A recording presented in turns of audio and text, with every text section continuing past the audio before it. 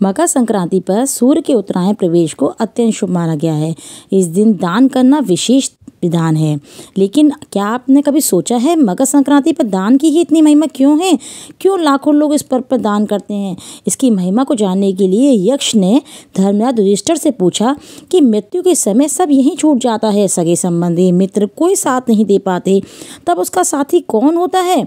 इस पर युधिष्ठिर ने कहा, मृत्यु प्राप्त करने वाले का मित्र सिर्फ दान ही है, वही उसका साथ देता है। अब उन्होंने पूछा, श्रेष्ठ दान क्या है जो श्रेष्ठ मित्र की भूमिका निभा सके? दान किसे दिया जाए? दान सुपात्र को या सही व्यक्ति को दिया जाए जो प्राप्त होने के बाद दान का सही कार्य में लगा सके, और उसी को दान दिया जाए जो श्रेष्ठ हो, वही पुण्य फल देने के समर्थ होता है।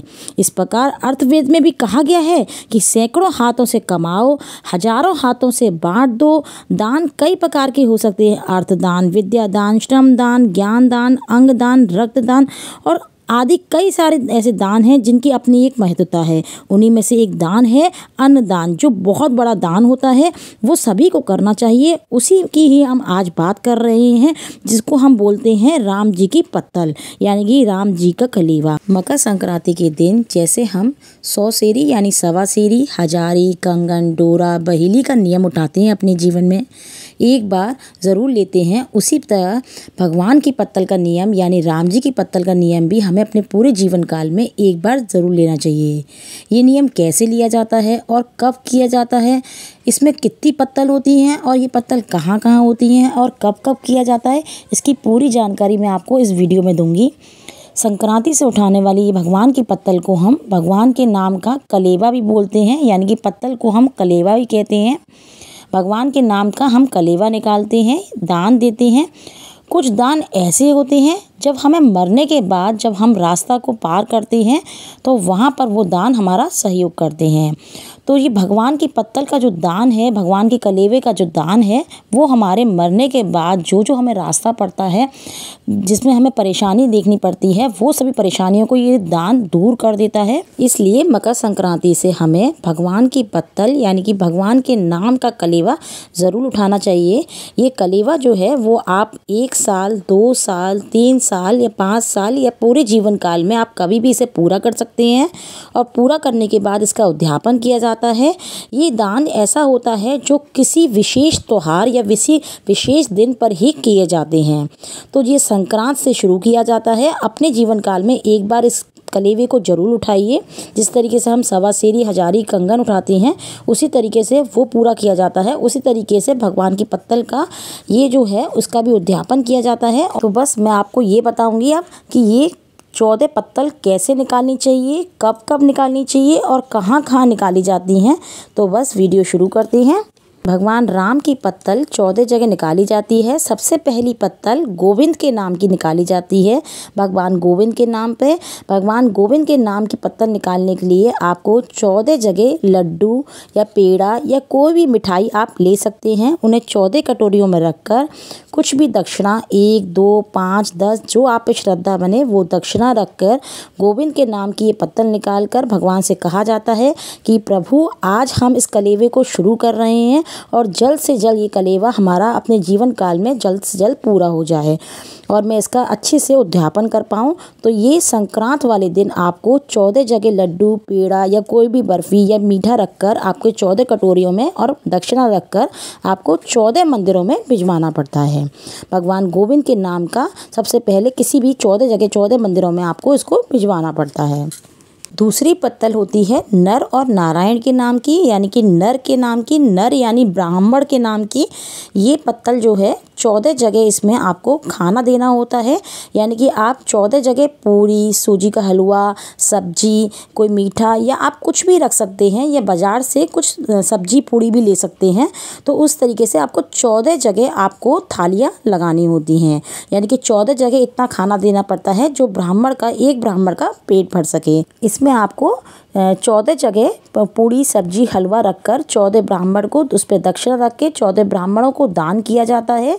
ये ब्राह्मण को दान आप किसी भी शुभ दिन पर, जहाँ पर आपको आपके घर में कोई तीज त्योहार हो या आपके यहाँ कोई शादी संबंध या कोई भी प्रोग्राम हो, आप वहाँ पर भी इस पत्तल को पूरा कर सकते हैं। जहाँ पर आप ब्राह्मणों को जिमा रहे हो तो उस जगह पे भी आप इस पत्तल को पूरा कर सकते हैं। या फिर आप किसी भी मंदिर में जाइए, जैसे काशी का उद्यापन होता है तो वहाँ पर बहुत सारे ब्राह्मण होते हैं, तो वहाँ पर आप उनको जो और लोग दे रहे होते हैं वहीं पर आप उन ब्राह्मण को अपना आप पे जो बने पूड़ी सब्जी हलवा और दक्षिणा रखकर उन ब्राह्मण को 14 ब्राह्मणों को दे दीजिए। तीसरी पत्तल होती है नारायण के नाम की, यानी भगवान विष्णु के नाम की। इस पत्तल में आपको किसी भी दिन, जिस दिन पूर्णो हो, यानी कि सत्यनारायण भगवान की कथा की जाती है, पूर्णो हो, उस दिन आप बूंदी के लड्डू या बेसन के लड्डू 14 कटोरियों में रखकर उस पर दक्षिणा रखकर किसी भी मंदिर में या किसी भी ब्राह्मण को 14 जगह आप इनको दे सकते हैं। ये नारायण के नाम की पत्तल होती है जो भगवान विष्णु के नाम की होती है। आप चाहें तो पंजीरी या सत्यनारायण की कथा में कही जाती है वो पंजीरी और उनका प्रसाद चिन्नामृत का प्रसाद बना के भी आप 14 मंदिरों में भिजवा सकते हैं। चौथी पत्तल होती है यमराज के नाम की। ये यमराज की पत्तल ज्येष्ठ या बैसाख के महीने में निकाली जाती है।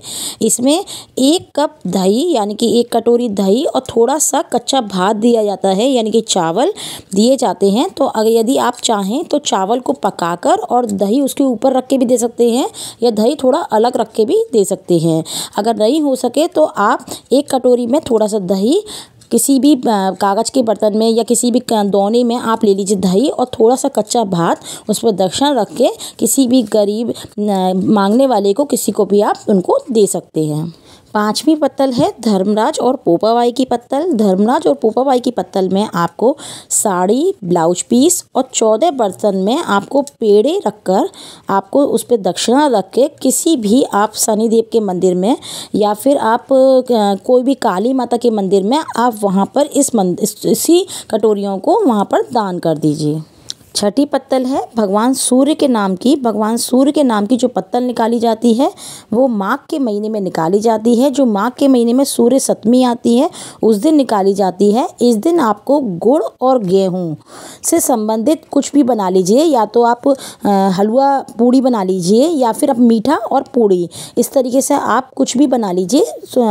गेहूं और गुड़ मिलाकर आप उनकी 14 जगह निकालने के बाद आप भगवान सूर्य के मंदिर हो तो बहुत अच्छा है, नहीं हो आप 14 मंदिरों में इसे दान कर दीजिए।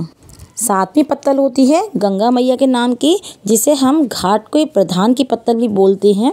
इसमें जो कि ज्येष्ठ माह की गंगा दशहरा जो आता है उस दिन इसे निकाली जाती है।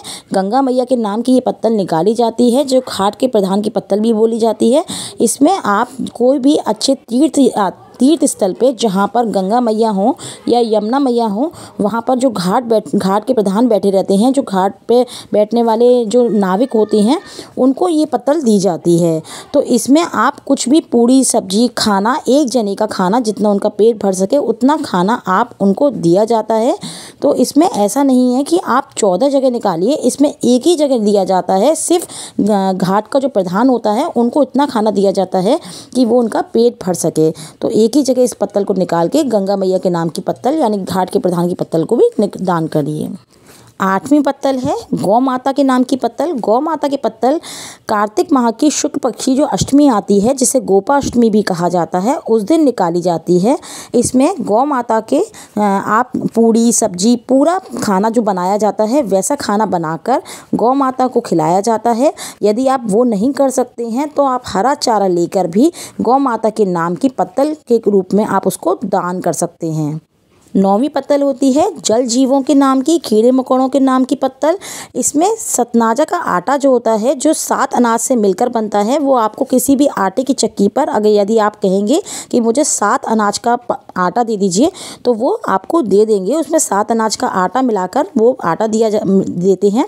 उनको आटे को आप मार लीजिए, जिस तरीके से हम आटा मारते हैं, उसमें थोड़ी सी चीनी डाल लीजिए।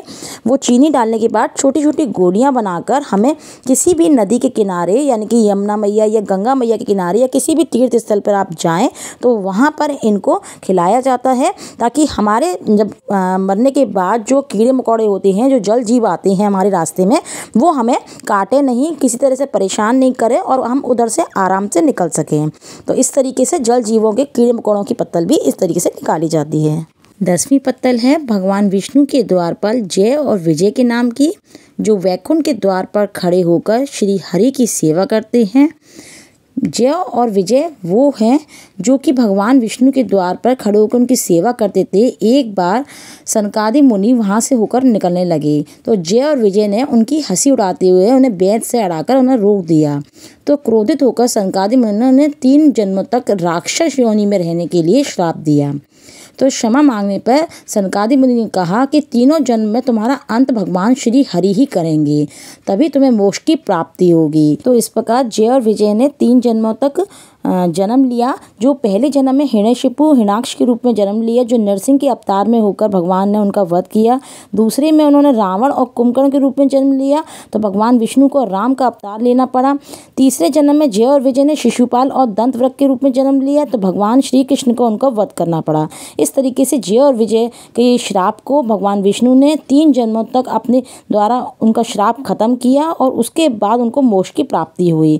तो इस तरीके से जय और विजय के लिए भी हम पत्तल निकालते हैं। इसकी पत्तल में हमें 14 कटोरी में खोए और गुड़ और तिल मिलाकर लड्डू बनाए जाते हैं। यदि आप खोए गुड़ और तिल मिलाकर लड्डू नहीं बनाते हैं तो आप बाज़ार से गजक भी ले सकते हैं। 14 लड्डू यानी कि गजक उसे 14 कटोरियों में रख के 14 मंदिर में जहाँ पर भगवान विष्णु की बैठे हों, भगवान विष्णु की प्रतिमा हो, वहाँ पर इसे भेजा जाता है। 11वीं पत्तल है चंद्रमा के नाम की। ये अश्विन मास के शुक्ल पक्ष के 14 के बाद की जो पूर्णो आती है उसे शरद पूर्णो कहते हैं। उस दिन ये पत्तल निकाली जाती है। इसमें आप स्टील की कटोरियाँ ले लीजिए। स्टील की कटोरियाँ ज़रूर ली जाती हैं। स्टील की कटोरियों में दूध और चावल की खीर बना लीजिए और उन्हें 14 जगह निकालकर 14 मंदिरों में दक्षिणा रख के भेज दीजिए। 12वीं पत्तल है राम जी की पत्तल। ये चैत मास की शुक्ल पक्ष की जो नौमी आती है, जिसे रामनवमी कहते हैं, ये उस दिन की जाती है। इसमें 14 जगह हलवा चना दिया जाता है 14 कन्याओं को। तो 14 कटोरियों में हलवा चना रखकर 14 कन्या को उस पर दक्षिणा रख के 14 कन्याओं को दिया जाता है। 13वीं पत्तल है अन्नपूर्णा मैया की। ये माघ शीर्ष के महीने में पूर्णिमा तिथि जो आती है, जिसे अन्नपूर्णा जयंती भी कहते हैं, ये उस दिन की जाती है। इस दिन अन्नपूर्णा मैया का मंदिर हो आसपास तो अच्छा है, वरना नहीं हो तो आप किसी भी मंदिर में 14 जगह मीठे चावल बना लीजिए। मीठे चावल नहीं बन पाए तो आप मूंग की दाल का हलवा भी बना सकते हैं। तो दोनों में से वैसे मीठे चावल होते हैं इसमें। अगर मीठे चावल नहीं बनाते हैं तो आप मूंग की दाल का हलवा बनाकर 14 कटोरियों में रखकर उस पर दक्षिणा रख के 14 मंदिर में जहाँ पर अन्नपूर्णा मैया बैठी हैं, यानी कि मैया बैठी हैं, सभी मैया एक ही होती हैं, उनके रूप अलग अलग होते हैं, बस नाम अलग अलग होते हैं, माता रानी एक ही हैं। तो वहाँ पर आप मंदिरों में भिजवा दीजिए। 14 और आखिरी नंबर की पत्तल है, जो 14वीं पत्तल होती है, वो होती है ये संक्रांत वाले दिन पत्तल की जाती है। जब आपने शुरू करी है उसके बाद आपने 2 साल 5 साल या 7 साल में जाके जब पूरी कर रहे हैं तो ये 14वें नंबर की पत्तल ये संक्रांत वाले दिन कीजिए। झाड़ झंकार के नाम की पत्तल। इसका अर्थ होता है कि जब हम मरने के बाद नंगे पाँव उस रास्ते को पार करते हैं तो उस रास्ते पे आने वाले जो झाड़ पेड़ पौधे कंकड़ जो भी हमारे रास्ते में आए वो उनसे हमें दुख ना पाकर बिना सताए हुए हम रास्ते को पार कर लें। तो इसमें दाल चावल की जो है वो खिचड़ी बनाई जाती है। तो दाल चावल की आप खिचड़ी बना लीजिए, उसमें अच्छा सा घी डाल के और नमक वगैरह सब चीज़ मिला के अच्छा सा सब कुछ डालने के बाद तब आप 14 कटोरियों में रख के या 14 दोनों में भी रख सकते हैं और जो मांगने वाले होते हैं उन 14 जगह पे उनको दिया जाता है। और इसके साथ इसमें 14 जोड़ी जूते ज़रूर होते हैं। अगर आप जूते नहीं कर सकते तो आप मोजे भी कर सकते हैं। आप इसकी जगह पे खड़ाऊ भी कर सकते हैं, पर अगर आप पे हो सके तो 14 जोड़े जूते या चप्पल ज़रूर कीजिए और मोजे भी कीजिए। और यदि हो सके तो एक व्यक्ति ऐसे को दीजिए जो नंगे पाँव आपको दिखे, वो मांग रहा हो, नंगे पाँव हो, बिना चप्पल के हो, उनको ज़रूर दीजिए। उनको ये खिचड़ी पैसे और जो चप्पल जूते उनको ज़रूर दीजिए, क्योंकि जो वो कांटे सहन कर रहा है इस जन्म में, सड़कों पर रहकर नंगे पैर कोई भी चीज़ चुभना करना, वो सब हम वहाँ पर नहीं सहन करें, उसके दुख को कुछ कम कर सकें, तो वही दुख हमारे जब बाद में भगवान हमारे दुख को कम कर देंगे। तो इसलिए एक जोड़ी चप्पल जूते और जो भी मोजे आपने निकाले हैं, वो दाल चावल की खिचड़ी है, वो आप उस इंसान को ज़रूर दीजिए। तो ये 14 नंबर की जो पत्तल होती है वो झाड़ झंकार के नाम की पत्तल ज़रूर करनी चाहिए, पर ये संक्रांत वाले दिन होती है जब आप इसका पूरा करते हैं और उसी दिन आप इसका उद्यापन करेंगे। ये झाड़ झंकार की पत्तल करने के बाद आप उसके बाद घर पर इसका उद्यापन कीजिए, जिसमें आप 14 ब्राह्मण को खाना खिलाया जाता है, 14 ब्राह्मण को जिमाया जाता है। तो 14 ब्राह्मण को खाना खिलाने के बाद यदि आपका सामर्थ्य हो तो उन्हें कपड़े और वस्त्र यानी कि कपड़े, बर्तन, मीठा, बेंत, छाता, टॉर्च, सुई धागा और दक्षिणा देना चाहिए और उसके बाद उनका आशीर्वाद लेके उनके पैर छूकर उन्हें विदा करना चाहिए। संक्रांति से उठाने वाली भगवान की पत्तल यानी कि भगवान के नाम का कलेवा अपने जीवन काल में एक बार ज़रूर उठाना चाहिए। इसकी मैंने आपको पूरी जानकारी दी है। यदि आपको कहीं भी कोई दिक्कत आए तो आप मुझे कमेंट बॉक्स में पूछ सकते हैं। यदि आपको वीडियो अच्छी लगी हो तो लाइक शेयर ज़रूर कीजिएगा।